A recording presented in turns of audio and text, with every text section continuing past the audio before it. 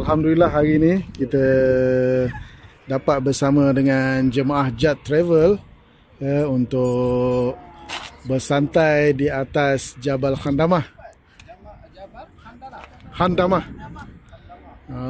Okey, so kita bawa ke sini dan menyaksikan pemandangan yang menarik dari atas bukit ini. Okay. Hi guys. Okay, kita dah.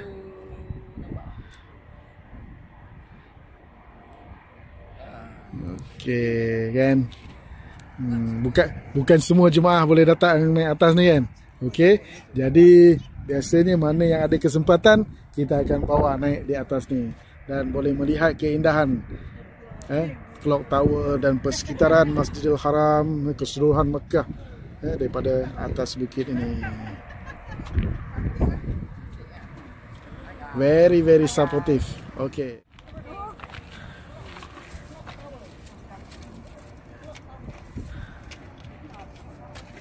Akan menjadi memori terindah di atas Jabal Khandamah. Okay. Apa nak beri atas tu lah. Okay. Ya. Hi guys. Hi guys. Baik, kali ini kita bawa mereka di sini untuk meneruskan sesi penggambaran di Jabal Khandamah. Ya, tengok kalung dia layan adik-adik dia, Pak. Okey. Alhamdulillah. Hi guys. How are you guys? Hi guys. Oh, kita di puncak apa? Jabal Khandamah. Hi guys. Hi guys.